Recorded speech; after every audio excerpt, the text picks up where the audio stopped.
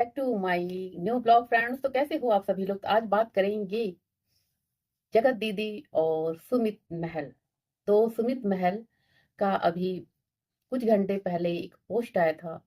उस पोस्ट में उन्होंने क्या लिखा, उन शब्दों में क्या कहा, और जो भी कहा उसमें बहुत ही खास किसी खास शख्स के लिए।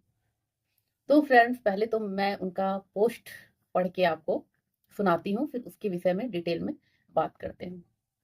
तो आज सुमित महल ने 100K होने की खुशी में यूट्यूब चैनल पे अपने उसकी खुशी में क्या पोस्ट डाला है वो मैं आपको पढ़ के सुनाती हूँ। आज जो खुशी मैं महसूस कर रहा हूँ उसे शब्दों में क्या करना, बयां करना मुश्किल। हमारा चैनल 1 लाख सब्सक्राइबर तक पहुंच चुका है। ये सिर्फ एक नंबर नहीं, ये आप सबका प्यार भरोसा जिसमें मुझे यहाँ तक पहुंचाया। जब मैंने यह सफर शुरू किया था तब शायद खुद को भी यकीन नहीं था कि एक दिन यहाँ तक पहुँच पाऊंगा। लेकिन आप सभी ने हर वीडियो पर जो प्यार, कमेंट और सपोर्ट दिया है उसे उसने मुझे हमेशा आगे बढ़ने की हिम्मत दी है। यह सिर्फ मेरी जीत नहीं, हमारी जीत है। एक खास शुक्रिया हम्म, एक खास शुक्रिया उस शख्स के लिए जिसका साथ भले ही अब मेरी जिंदगी में नहीं है, लेकिन जिनकी वजह से मैंने यह सफर शुरू किया था। जिंदगी में हमें हाँ जिंदगी में हमें कभी कभी उसे ऐसे मोड़ पे लाकर खड़ा कर देती है जहां रास्ते अलग हो जाते हैं, लेकिन बीते लम्हों की अहमियत कभी कम नहीं होती। यह सफर यहीं खत्म नहीं होता, बल्कि अभी तो शुरुआत है नए सपनों को हकीकत बनाने की। आप सबका साथ चाहिए। उम्मीद है जिस तरह से अब तक मेरे हर कदम पर आप खड़े हैं वैसे ही आगे भी खड़े रहेंगे। तो आप सबका दिल से धन्यवाद। तो ये पोस्ट सुमित महल ने डाला है। तो इसमें जो कुछ लाइन है फ्रेंड्स, एक खास शख्स, शुक्रिया उस शख्स के लिए है। एक खास शुक्रिया, ये लाइन ध्यान दें, एक खास शुक्रिया उस शख्स के लिए है जिनका साथ भले ही मेरी जिंदगी में नहीं है, लेकिन जिनकी वजह से मैंने यह सफर शुरू किया था। जिंदगी हमें कभी कभी ऐसे मोड़ पे ला के खड़ा कर देती है जहां रास्ते अलग अलग हो जाते हैं, लेकिन बीते लम्हों की अहमियत कभी कम नहीं होती। तो फ्रेंड्स इन कुछ लाइनों में मतलब सुमित महल ने बहुत गहरी बात बोल दी। देखिए, उस बंदे ने जगत दीदी को वाकई प्यार किया था और इसीलिए उसे अपनी जिंदगी में लाने के लिए इंगेजमेंट किया, जबकि जगत दीदी ऑलरेडी एक बच्चे की माँ थी। तो और जो दर्द ये मनीषा का हुआ, जैसे मनीषा का हस्बैंड मनीषा को छोड़ा, उसे बहुत तकलीफ हुआ। कहीं ना कहीं सुमित महल को भी जगत दीदी से प्यार हुआ था, और जब जगत दीदी का ये सचिन और इनका रिलेशन पता चला तो कहीं ना कहीं उस वक्त ये भी बहुत दुखी हुए थे, और बहुत दुखी हुए थे। लेकिन उस बीते हुए लम्हों जब इनका सब कुछ सही था जगत दीदी से, ये सुमित महल का, तो उन लम्हों को वो कितने अच्छे तरीके से अपने शब्दों में, जो मैंने आपको पढ़ के सुनाया, वाकई उनके शब्दों को पढ़ के ऐसा लग रहा है कि वाकई अभी भी उन्हें जगत दीदी से प्यार है ना, प्यार है। लेकिन अब उन लोग का साथ आगे, मतलब ये प्यार है। और जगत दीदी ने भी इस पोस्ट को देखा ही होगा। तो फ्रेंड्स ये तो मैं नहीं जानती कि आगे वाकई उन लोग का मिलन है। सफर, जो जिंदगी की सफर में उन लोग, वो लोग साथ चलने वाले थे जो कभी डिसाइड किए थे, जो जगत भैया की वजह से सब कुछ खराब हो गया। लेकिन खराब होता भी क्यों नहीं, क्योंकि सुमित महल और जगत दीदी का जो रिश्ता एक झूठ पे शुरू होने जा रहा था। एक झूठ, एक धोखे।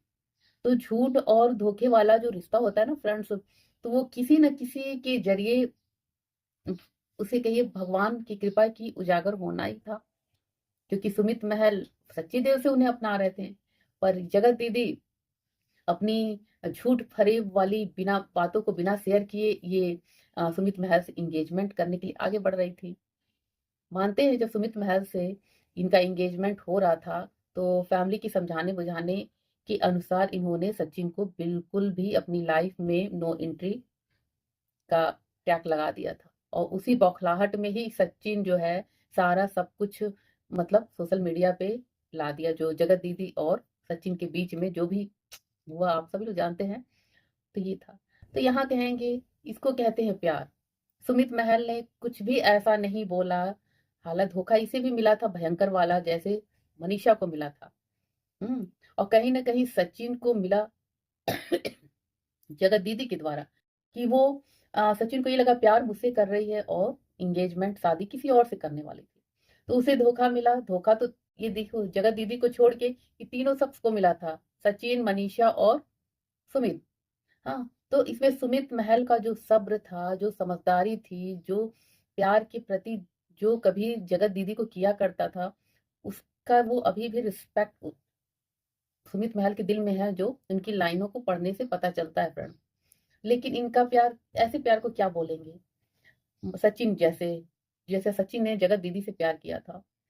सचिन वाकई अगर ट्रू लव करता तो उसे इस बात का रियलाइज होता है कि मैं तो मैरिड हूँ और हम दोनों के बीच में जो भी हुआ सो हुआ। अगर जगत दीदी अपनी लाइफ में आगे बढ़ना चाहती हैं तो कहीं ना कहीं इसे त्याग की भावना होनी चाहिए थी। हालांकि ये सब चीजें इन लोगों ने काफी फैमिली में तू मैं हुआ इन सब चीजों को लेके। इसके बाद भी सचिन को इस बात को समझना चाहिए था।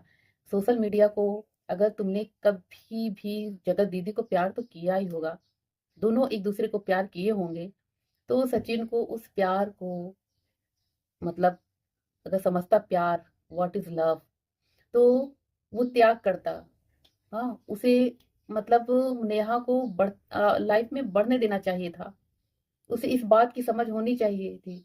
प्यार तो हुआ, लेकिन इस प्यार में हम लोग का नाम भैया दीदी का है, जो कि गलत है। और दूसरी बात, मैं मैरिड हूँ, मेरी एक बीवी है मनीषा नाम की। अगर ये सब दिमाग में ठंडे दिमाग से सोचता या फिर ट्रू लव उसका होता तो वो इस तरह से बातों को बिगाड़ता नहीं फ्रेंड्स, और नेहा को उसकी लाइफ में आगे बढ़ने देता। लेकिन यहाँ तो सब कुछ बिगाड़ना था। तो इसको क्या कहेंगे, प्यार नहीं कहेंगे फ्रेंड्स, इसको कहेंगे मतलब बदले की भावना, क्राइम। और ऐसे लोग को क्या बोला जाए। प्यार तो वो होता है जो सुमित महल ने दिखाई। सुमित महल ने 3-4 महीने जो भी मतलब इतना कंट्रोवर्सी हुआ, लेकिन उन्हें भी गुस्सा नेहा के लिए होगा, यकीनन होगा। लेकिन उस बंदे ने एक बात भी अपना गुस्सा नहीं दिखाया, उसने सब्र से काम लिया, सब्र से। और नेहा भी शांत रही, क्योंकि नेहा तो गलत थी, उन्होंने भी इस बात को एक्सेप्ट किया था। लेकिन ये सब चीजों में जो हल्ला ज्यादा कर रहा था वो सचिन कर रहा था। खैर, जिसका जैसा नेचर। तो फ्रेंड्स, आप सुमित महल के लिए क्या बोलेंगे प्लीज आप मेरे कमेंट बॉक्स में जरूर आप इनके लिए कॉन्ग्रेचुलेशन लिख सकते हैं, अपने सुझाव को लिख सकते हो। तो मिलते हैं।